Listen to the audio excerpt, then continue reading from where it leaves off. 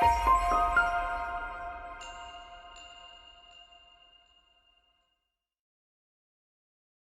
everyone, this is Jane with Barlow Herbal, and today I'm excited to share some information about one of my favorite delicious, nutritious plants that I completely love, and that is cilantro. Now, cilantro is in the Apiaceae family, which also has carrots, parsley, and I think celery is in that family too. So it's in that family. The Apiaceae is how you pronounce the botanical name for this family of plants. Now, this is also known as a two-name plant because the leaves are known as cilantro, and the whole plant might be known as cilantro if you live in European countries. But in other countries, it is known as coriander for the seeds and cilantro for the leaves. So I know that in America, we call the whole thing cilantro. But if you buy the seeds, which you can buy the seeds, we use that as a spice. And it does have some amazing properties and the way it smells and the way you use it is a little different, like it is for most seeds. But this is a beautiful plant that you either love or you don't like. And what I've come across, and I did some research on this, is I've known people, and I know people who don't like the taste of the cilantro because they think it tastes like soap. And so I kind of had to research this because I have two people in my life who don't like cilantro. One is my brother-in-law and one is a girl on our team. Doesn't like it. Well, it turns out that there is an odd reaction that's genetic, okay? And it involves this gene. I had to look this up. It's OR6A2 gene, and this is what it does. It codes for a receptor that detects something called aldehydes, which is a compound that's also found in soaps and lotions. Okay, so they have this gene that codes for these aldehydes that the body, they taste cilantro and it tastes like soap to them. Okay, so those with a variant of this gene are more sensitive to these soapy aldehydes, which are also naturally present in cilantro leaves, which makes perfect sense. Estimates suggest that 4 to 14% of the population, especially among European populations, report that cilantro tastes like soap. And I thought that was really interesting because I always just thought you're crazy if you don't like cilantro because it tastes so good. Now, it turns out a couple things. It's got a ton of health benefits, which many of you probably are aware of, but it's actually it's super easy to grow, and you can grow it in almost any climate that you live in. But it is a plant that likes cooler temperatures. So if you live in a place where you get really hot summers, you're not going to be able to grow cilantro successfully if you grow it in a really sunny place and it gets a lot of heat. So cilantro is what I like to consider a spring plant or a fall plant, unless you know how to finagle your way around your garden and plant cilantro in places or pots that you can move them around, and you know how to harvest it. Because if you plant a cilantro plant, which I don't suggest, I suggest planting your cilantro from seeds, and it's super easy to do it. They germinate really quickly, and it grows. They like to establish where the seed grows. And if you see the beautiful cilantro plants, like many of us have in like Home Depot and your garden store in the middle of the summer or the beginning of the summer, and you grab the plants and you plant them, you will know, if you have experience with this, that they tend to bolt really fast. And bolt means they shoot up and they turn to seed, which most plants that are like that do, but there is a way to extend the life of your cilantro plant. And one of those things that you want to do is not only plant them from seeds where you want them to grow, but make sure that you keep it harvested. And what I like to do, and I found this works really, really well and extends the life of my cilantro plant, is about every 2 to 3 weeks, you'll be able to actually harvest your cilantro. And you basically will take your gardening scissors and take the whole bunch of cilantro, because each seed will produce a bunch, and literally cut it off at the base. So you're going to leave the stems about that much, and it will grow again. In a couple of weeks, you'll have a whole new bunch of cilantro. Now, if it is in a really hot place and your summer is super hot, it's going to have a tough time. It's going to bolt really quickly, and you're not going to extend how much cilantro you can get out of your garden. And I know that some people that live in places like I do, where you have nice, cool springs and you have nice, cool falls, you can grow it quite successfully during those times, and then just not grow it in the summer, right? Because it is one of those plants that's super picky about the sun it gets, okay? And you can let some of your cilantro plants go to seed and bolt up. Then you can harvest your own seeds, which is even better. Now, there's a couple of species that you want to look for if you're going to buy seeds. And this is what I would suggest that you do, is buy your organic coriander seeds, which will turn into the beautiful cilantro leaves. So there's a type of coriander or cilantro called Calypso, and one is called Slow Bolt. And you can get those seeds quite easily on most places where you get seeds. I would just go online, look up organic seeds online, and you could probably find a really good source for that. They might even have those seeds at your local garden store. And while it might be tempting to get a cilantro plant that's already growing, I don't recommend it. It's never worked out for me. But there is one thing that you can do that can help you grow your cilantro all year, even if you live in some place that is super hot in the summer. And there are these really cool things called a grow bag. And you can fill it up with dirt. It has two big sturdy handles on either side. And you can plant your cilantro seeds in there, and then you can actually move it. You can move it to places that are a little bit shadier and out of the direct sunlight. So those are really nice I've actually even moved those in my house during really, really hot days, and then move them out to maybe a sunnier place or underneath a patio or somewhere. And that will always extend the life of my cilantro. And the nice thing is you can also, if you have a place that is really perfect for growing cilantro, let it go to seed at the end of a season and let it drop its seeds organically. And for the most part, you don't even need to cover them up. Little cilantro sprouts will start to happen. And within 2 to 3 weeks, you will start to see the leaves that are forming will look like little miniature cilantro leaves before it turns into the full cilantro plant.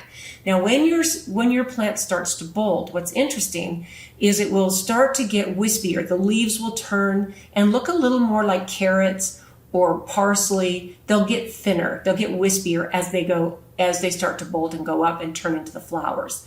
And the flowers are nice to have too, but the goal is to get as much cilantro out of these plants so that you can benefit from the taste of them, all the nutritional benefits, and everything. Now, there's some really cool, quirky facts and history about cilantro that I researched that I thought would be fun to share with you. Well, cilantro is one of the oldest known herbs, and they can date it back, its use, over 7,000 years, which makes a ton of sense. Some of these long, long, beautiful plants. The seeds were found in ancient Egyptian tombs and were referenced in the Bible and even Sanskrit texts. So this is something that's been referenced, the seeds, for a long, long time. They're referenced in the Bible. They've been around for so many years, thousands of years.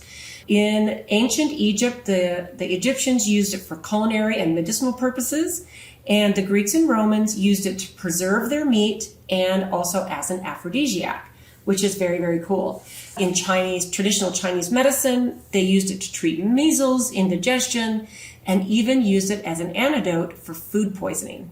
Okay, there's so many uses to these beautiful plants that most of the time, for most of us, we just go, oh, this tastes good. I want to put it in my food, or I want to, especially if you love it and you put it in the most delicious homemade guacamole. That's one of my favorite ways. Or on a really, really, really good taco, I just pile the cilantro on. It's just one of my favorite things to have in my diet, especially with some of the dishes that I love. Now, in Ayurveda, it is seen as a cooling herb and is used for digestive issues. So that to me is really, really amazing. So you can grow it. It is a cool weather herb. So keep that in mind. Now, another thing before I move on to the health benefits about cilantro is that you can preserve it in your fridge with a couple of tips. First, when it's all bushy and the leaves are perfect, because you might have more than one cilantro plant, especially if you let the seeds just naturally fall to the ground and germinate themselves. What I've found is if you cut off a bunch, don't wash it until you're ready to use it, because once it gets moisture, it will tend to, the leaves will turn black and it will decompose a lot quicker. So basically, take the leaves that you've just cut off a bunch, wrap them in a paper towel, put them into a Ziploc bag, press all of the air, as much of the air out as you can without, squishing the plant too much, and then store it in your refrigerator. And I've had it last like that for up to 30 days and sometimes a little bit more. But that way, if you have a bunch of cilantro that's ready to harvest, you can harvest it all at once, and you can put some of it in your fridge, and then just remember that you have it.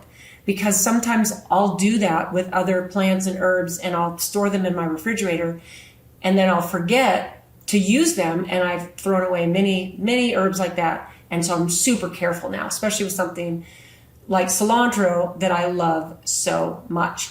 This is a plant that has a ton of health benefits. So I'm going to go over this pretty quickly. So it's super rich in antioxidants. What I love it for, and I've used it for over the many, many years, is for its detoxifying properties. It's known as a chelator. So it helps your body eliminate heavy metals. And even though if you look it up and you look in the scientific research, it'll say this needs to be studied more, but it is used and known for its detoxifying properties. So it'll help your body release aluminum, mercury. For me, I always thought that the reason I liked it so much is because my body was asking for it. It was asking for all the nutrients that are present in it. And I do think that that's a huge component of the things that our body craves. So I think that is really, really fascinating and amazing. I do think that that's true. Now, it also supports heart health, because what it shows is it helps to lower the bad cholesterol and increase your good cholesterol. Okay. It's got antimicrobial and antifungal properties, and especially effective against things like salmonella. That's why if you think about what it was used for in ancient times, for food poisoning, it makes perfect sense, right? It also helps with blood sugar regulation, and it supports digestion. So this is one of those things that, and it also has this. Listen to this list of vitamins. Vitamin K, vitamin A, vitamin C, folate, which is B9, vitamin E, and vitamin B6. It has all of these amazing nutrients. So if you think about all the things that we like to eat as human beings, and if we eat as close to Mother Nature growing it as possible, and even if we just eat for the pure joy of it and just the taste of it, we are going to be getting the nutrition that our body needs. And it's all designed so perfectly by Mother Nature. In fact, what's really interesting, and I didn't know this until I actually asked my manufacturer that makes all of our herbal products. They do our tinctures, they do our capsules. And I said, well, I would really love to make a tincture out of cilantro. And I thought, I want to do that because I know people who don't eat it because it tastes like soap to them. And I really never took the time to look it up why. I just thought, well, why don't I make a tincture and just make it easy for them? But I think it would still be the same. It would still taste the same. And what I didn't realize until I actually talked to my manufacturer about this is that when you really can't extract the properties out of a plant like cilantro. When you try to, it will turn it slimy and kind of clumpy. It doesn't make a clean tincture. And I thought, okay, well, I'm not supposed to put this into a tincture then. That was many years ago, probably 10 or 15 years ago. I thought, well, I'm just going to put this into a tincture. And this is when I was bringing out my detoxifier, which is broken cell wall chlorella, and my spirulina, which both have detoxifying properties. They're super high in nutrients. They're super high in protein. Super good for digestion. Like, they're so full of nutrition, these detoxifying plants like cilantro, right? Really, really, really good. So I would love to know what you think about this. Did you know that you had a genetic thing going on when cilantro tastes like soap for you, or did you just think, I just don't like it? It's really an interesting thing. So please know that the information I share with you is just to entertain you. It's not meant to be medical advice. But I would love to know, what is your experience with the beautiful cilantro / coriander? To me, this is a taco, a good bowl of fresh guacamole is not as good without a pile of cilantro with it. So maybe you feel the same way. To me, this is a beautiful plant. to add into your diet and possibly add into your gardening routine. So thanks so much for tuning in, and we'll see you in the next one.